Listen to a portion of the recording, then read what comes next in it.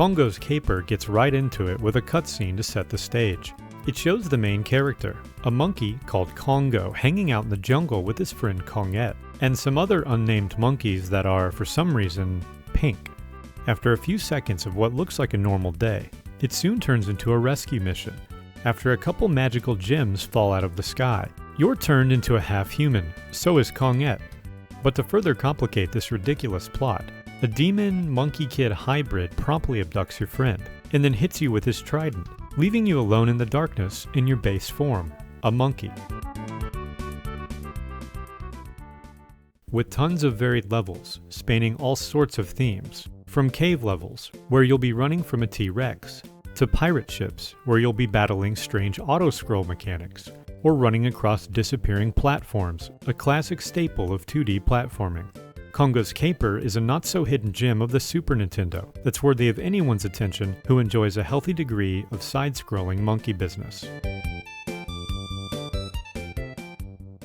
In Japan, this game is known as Joe and Mac 2: Congo's Caper, a sequel to the classic platformer game on the Super NES. However, this was dropped for the North American release, where it was simply called Congo's Caper. When compared to Joe and Mac, this game can be seen as lackluster, missing a lot of the cool aspects of the first game. But if you take it for what it is, it's a decent experience for any fan of 2D platforming. Your objective is to rescue Congette, a cliché story with impressively crisp controls. Starting off in a jungle, you will jump and swing your club as you look for the elusive next sign that ends the stage. The first few levels have you on a set path. According to the instruction manual, these are the initial valley levels. You'll have more options on how you want to tackle the game after you beat these first few stages. After the first level's extremely basic and forgettable jungle platforming, you'll climb on vines that sprout from enemies that move around the screen, creating the vines as they go. It's a cool gimmick, but the level is short and rather easy, which could be the tagline of this game as a whole. The stages have secrets to be found, some of them behind destructible blocks, most of them only a couple jumps off the beaten path. They don't add much to the game though, it's just yellow gems that give you extra lives, or power-ups, letting you go from monkey form to monkey kid hybrid form, which allows you to take an extra hit. If you collect enough to fill up the 3 gems in the top left, you'll turn into a super monkey kid, allowing you 5 health points and a much higher jump. This form is Congo at his best, and it's worth finding the gems to enable it, though the game as a whole isn't very difficult, so it's certainly not a requirement.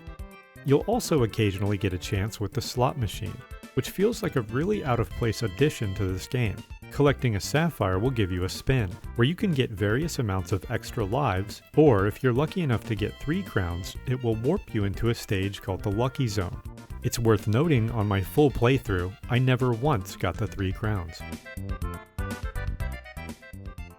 Nearing the end of these initial valley stages, you'll enter a cave, and once you drop down, you'll see there's a dinosaur on your left. He'll chase you to the end of the stage, where you'll have to turn and face him as the game's first boss. The Demon Kid also makes another appearance. The boss fights in this game are a little more challenging than the normal stages, but they're still pretty straightforward and easy. With this T-Rex, you simply smack the cavemen, known as Fuzzy Necks, right back at him. Right after this battle, you'll go through a short cave and face the demon yourself. But the fight is over pretty quick. You'll even get Congette back, but only for a moment, as she's abducted again almost immediately. You're also shown a short cutscene of the other 4 bosses in the game. Well, the other 4 besides the real bad guy, but he won't make an appearance until the end. Now here is where Congo's Caper really opens up. Once you complete those initial valley stages, you're brought to a sort of hub world, where you can select what area to conquer next. You can select any of the 4 in whatever order you like, but once you pick one, you're committed to it until you beat it. Each of the 4 sections has a theme. In the speeding section, you'll have lots of moving and falling platforms. This stage here is probably the most challenging in the game, as the platforms fall pretty fast. You'll need to be quick with your running and jumping. There's another chase sequence too, but instead of a dinosaur, it's just a big sphere. After the final stage, where you're fighting through a castle full of ninjas, you'll face the ninja boss. They'll hop around and throw shuriken-style projectiles at you. Now, the boss only has 3 patterns total, but they're pretty long, so sometimes it can feel kind of unpredictable. The water section of the game, predictably, has some swimming involved. Eventually, you'll make it to the pirate ship. There are some strange auto-scroll mechanics here that'll keep you guessing. It has you walk a few different directions before moving on with the level, as if it can't decide which way it wants you to go. When you get back to the top of the ship, you'll fight the pirate boss. He uses a grapple hook to swing around while throwing these spiky projectiles.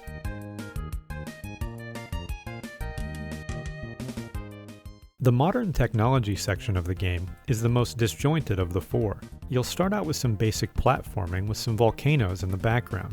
Then you're on a side-scroller hopping between sinking land masses while avoiding lava pillars. But the final stage, you're suddenly in a very pleasant but barren valley stage again, where you'll fight the nerd boss. The first phase is the most unique of the game's bosses, a kind of robot dinosaur machine made out of wood and rocks. Though there must be some metal in there somewhere, as nuts and bolts will fly out at you during the fight. You'll then be fighting the boss himself, a pretty simple fight where he bounces around trying to crush you.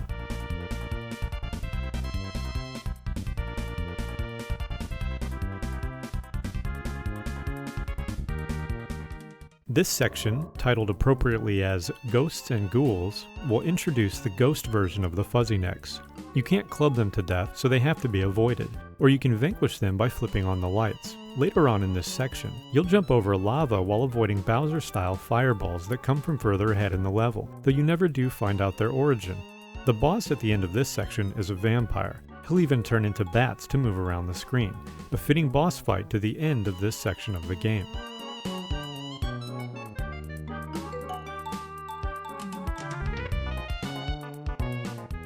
Once you complete the 4 sections, you're given access to the final kingdom. After some underwhelming running and jumping through this purple cave, you'll face the Demon Monkey Kid again. He flies around attempting to poke you with his trident, but it's a pretty easy fight. And now, the big reveal of the game, the true big baddie, will show up to give you a proper final boss fight. He flies around shooting fireballs at you. I found staying low and swinging my club upwards at him was the best way to tackle the fight. It was over pretty quick. Once you defeat the flying dinosaur-looking demon, Kongette is finally rescued, this time seemingly for good. The game jumps right into the credits, though you do get a nice scene of Kongo and Kongette happily together back in the jungle with the words "The End" on the screen, to let you know that there's no more secret bosses coming.